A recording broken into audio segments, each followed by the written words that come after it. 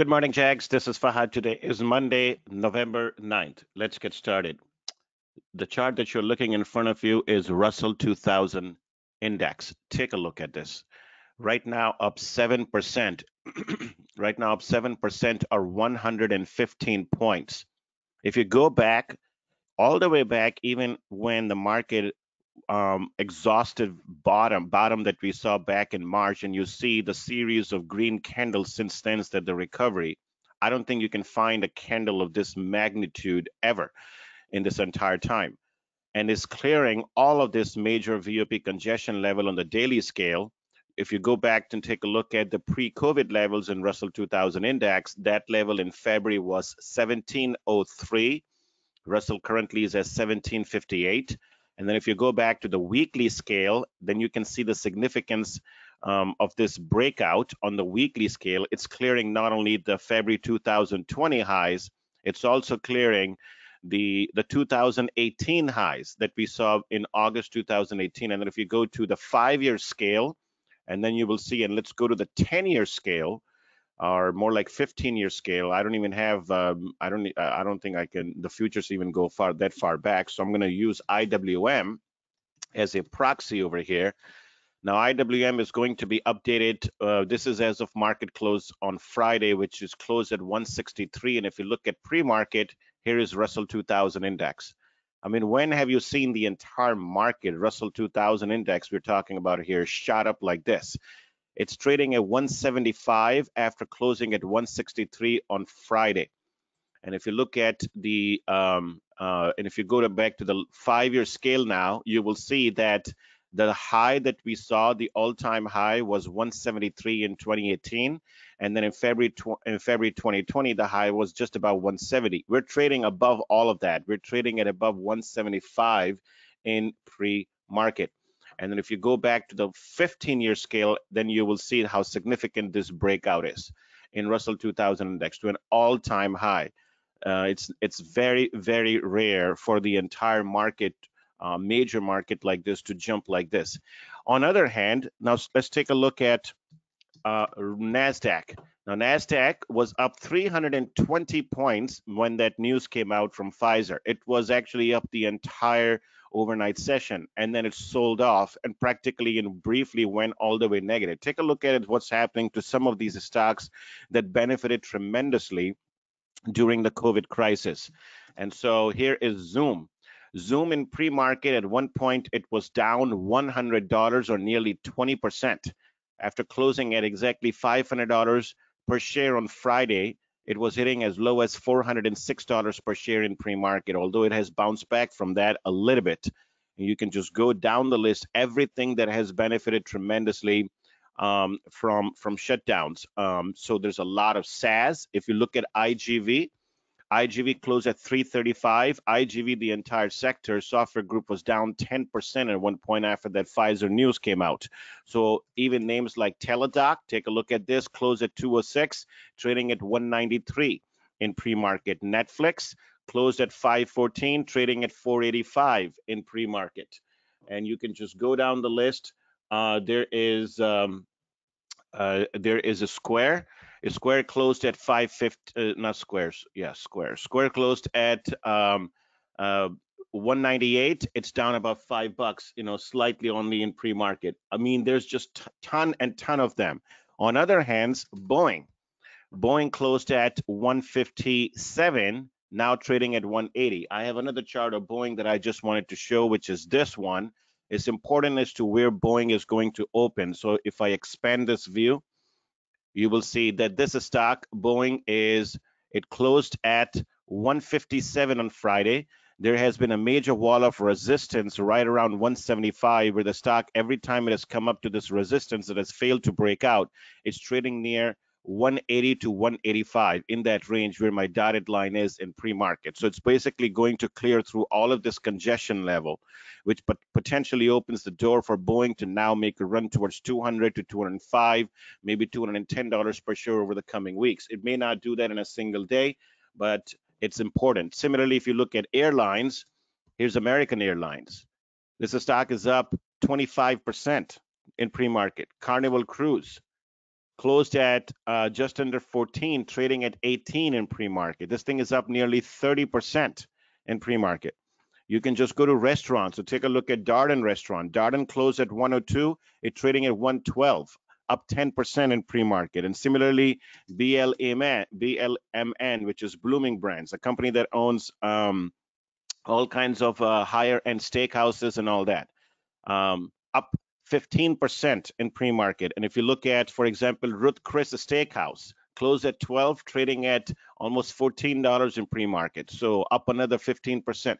Across the board, everything that is sensitive, all of it part of its IWM group is absolutely getting bid up in pre-market. So it's going to be a huge day and a major divergence that you will see between the Russell, between value and growth, which is Nasdaq, a theme that I have been pointing out all the way back when I issued the third quarter outlook for Jaguar, and I said watch out for this rotation, and we saw first sign of that happen in July.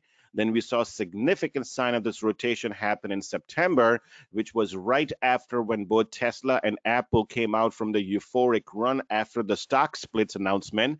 And now today will be the third time, and this will be the biggest size rotation that we will see from growth to value because of this Pfizer news out. Now, I do want to point out real quick regarding this Pfizer news, because Pfizer is up about 10% in pre-market based on this. More than that now. I was looking at it earlier, it was up 10%. Now it's like about 12 to 13%, so close around 36.50 and trading at 42.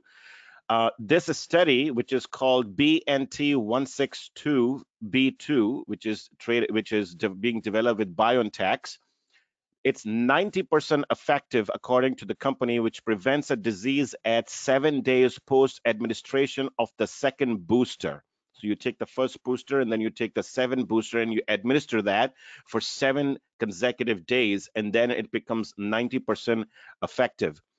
The press release also say, while there's significant optimism about this one, it's important to note that this phase 2B trend of this drug is significantly exceeding the 60 to 70% effective or efficacy threshold that many had considered as the best case scenario. And companies coming out well above the best case scenario of 60 to 70% to 90%. And this is coming at a time when the global infection rates are accelerating. We're seeing 500,000 cases in the entire world every single day. US hit a record high infection of 130,000 new cases just yesterday on a weekend, which usually tends to be a lower infection day, but we saw 130,000 cases just in the US yesterday. About 1,100 people died. So that's why it's very important. Now, keep in mind, there's much to be known about this. For example, this Pfizer data, we do not know whether vaccine prevents severe cases or lowers hospitalization and or mortality rates. These are very important questions. We don't know anything about it. Nor is it clear whether it prevents COVID-19 transmission. That is, if the benefit is close to so-called sterilizing immunity, or what the safety profile is. For example, the key aspect of the product profile that will likely strongly influence the uptick, right? Especially with measurable segments of the population skeptical of vaccine. So there's a lot of pending questions. We do not know about this. And then also, we do not know as to how this vaccine works in elderly versus, that the ones that have certain amounts of comorbidities, basically. And then we also don't know how the phase 3 data that will come out, how big that data is going to be, how large the program is going to be, and if the efficacy data that is going to change after that. Nevertheless, this has become now an absolutely leading vaccine development in the entire world now. Remember, there are 5 major programs that are running right now. Pfizer is now number 1 in all of them. So that's why it's very positive for the entire value index, which is the Russell 2000 index. Now, with all of this said, I would like to point out a pure technical picture of the S&P 500 before I pass the torch to Jay. So we're going to have a significant breakout in the S&P 500 index. If you look at this is the triangle that I showed on Friday in the chat room. And I said that this is now a setup after election results are over, and we're going to have a monster candle. So the S&P right now is 3646, right? Up 4% in pre-market, the futures that is. According to Bank of America technical view, what does this mean from a level standpoint, how far the market can actually potentially run from here? Remember, the November and the December seasonality is very, very strong, as I've been maintaining. And now the risk of election is over. Biden has won. And as a result, and now we have the vaccine development as well. According to Bank of America technical view, the measured move target from this technical, from this wedge breakout targets all the way to 3830 to 3860 level over the course of next coming months. Now, November, December being the strongest part of seasonality, there's a good chance that if we're going to go to that 3830 target, we're going to get majority of that within the very short amount of time, November and December, before we start to see some tapering price action. All right. And so also when I look back some historical data, and I found out that generally speaking, going all the way back to 1872 in the United States, the year 1872, the transition, whenever there is a transition from a Republican to a Democratic president, in the very first year, the S&P usually rallies within the first 12 months by about 7.5% before some tapering price action. And then the year 3 tends to be very, very strong with double-digit percentage. So if we apply the history here from the presidential cycles to the technical view in the S&P, all would point to about 3,800 to 3,900 in the S&P as first target from this major wedge breakout, and that likely will be achieved, in my view, over the course of next couple months. So in a very short amount of time, given the news that we have in play, unless everything starts to go back into lockdown, which will then be a very, very different story. So keep that in mind. This is purely the technical view.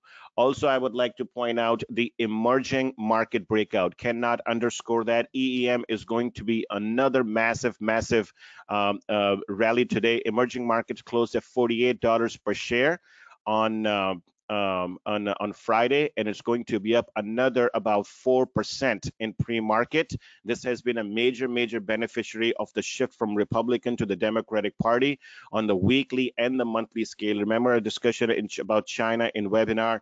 Continue to expect more upside in EEM, and that will continue. So just high-level thoughts over here. What's going to move the market? No specific stock discussion today. That's it from me, Jay.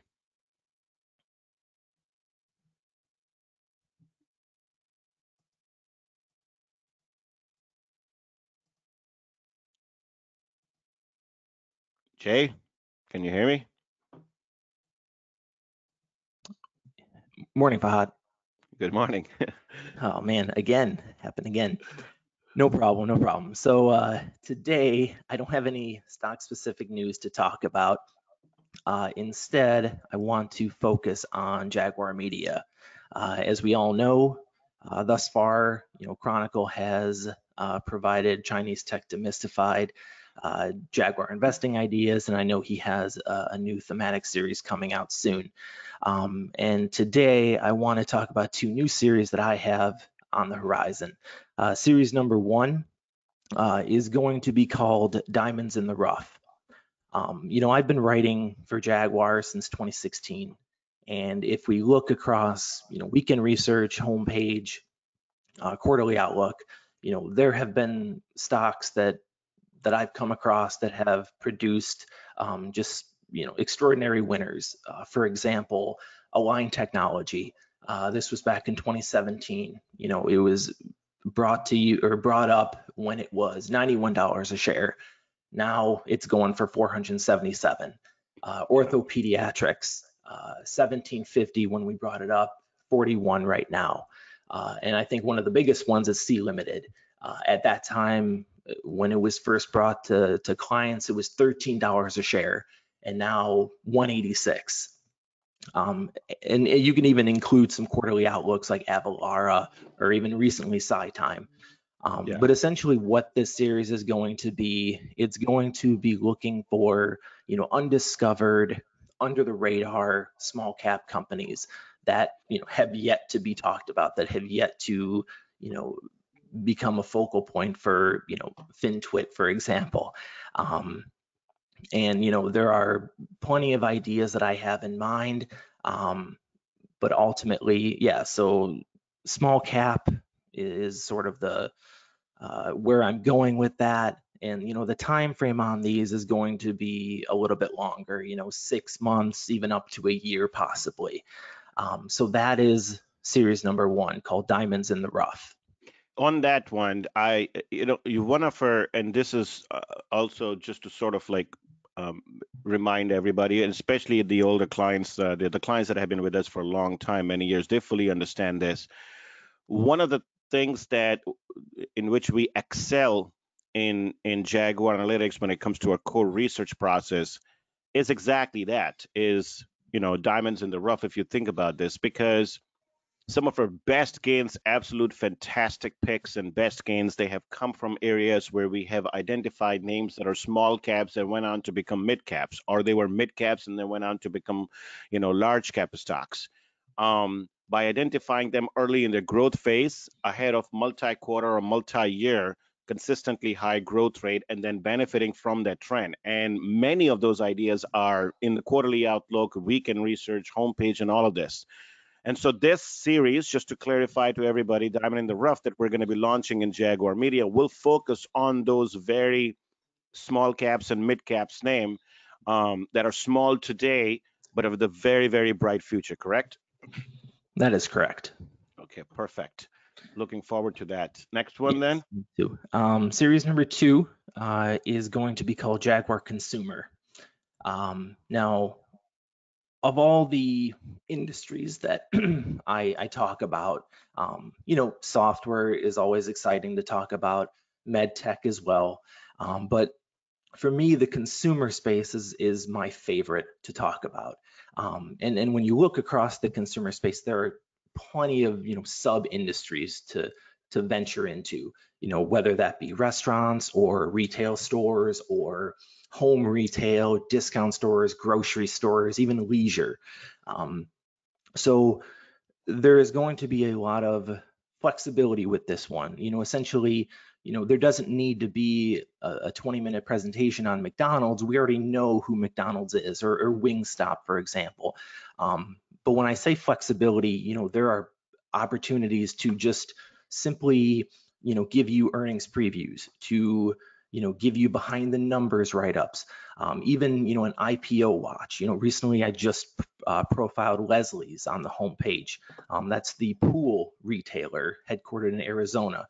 This would be a perfect example of something to include in this one. So like I said, there's within the consumer space plenty of industries to dive into, to talk about. So there is a lot of flexibility there. And the time frame on these would definitely be shorter in nature, especially if you're doing an earnings preview, for example. So it could be, a week or up to, 3 months perhaps. It would just depend on what I'm going to be talking about. So yeah, those are the 2 ideas that are in store for everyone. And as I get, a presentation ready, which will be in the near term, I will let everyone know to keep an eye out for. Yeah, and on this one too, I would just like to add that this is so true that I spotted this incredible talent in Jay from the very early on when he joined us way back in 2016. That I started to identify this trend from very early on, that where a lot of the research and the write-up that was coming forward was much more focused on the consumer brands that that either you consume on a daily basis, or you touch, or you feel, or you actually are very well aware of. And over time it became a little bit more mixed, but it has always been the specialty or the core where not only you enjoy writing about, it's a fun stuff, but also it's something that is easily identifiable and everybody familiar with. Like, remember Dunkin' Brands? We used to talk about that all the time, very early on, and there have been many other names like this. Yeah, even if you go back to the first quarterly outlook we ever published for Jaguar, you look at the picks that I produced, it was Dunkin' Brands, it was Yeah, Dine Equity, which was a short that worked out very well. It was yeah, Del Frisco's group, it was GameStop as a short. So right off the bat, I was Yeah. consumer heavy. And this happens, because and I've seen this myself over many years, that after doing this, you sort of gradually start to find your niche category that you enjoy the most about writing about, most comfortable about, because you understand them most than anything else, and they're fun. And for Avo, when he was with us, it became biotech as his key theme. He loves talking about that. For you, it became consumer brand. For Chronicle, it was the Chinese sector, basically, that has been gradually become, maybe there are other areas too. And then for me too as well, a lot of the time it has been the tech stock, the tech sector, that has got me most excited about. But there have been some other spots as well, because I follow a lot of the rotations and the cyclicals and where they are in the cycle and the secular growth, and I follow that. And many times those follow within the tech sector, big major announcement, but a lot of other things as well. So it's all very much interesting, very fun. So it's going to be interesting to find out what kind of consumer brands. I'll tell you this. There was one time when there was a weekend write-up that you did on Boot Barn, Hmm. right? I can't remember exactly which one it was. And then 2 weeks later, the earnings came out, and this stock absolutely blasted higher. This is the kind of consumer stuff that I'm talking about. I can't remember which year it was. Might have been this one or this one, which quarter it was. But that's the kind of stuff I'm talking about. Always exciting theme on the consumer side. So it should be interesting to cover those in this new Jaguar Media series. All right. Fantastic stuff. Now we have the background in place. We're looking forward to producing those as the library continues to grow in Jaguar Media. And that's it from us. We'll see you in the chat room shortly.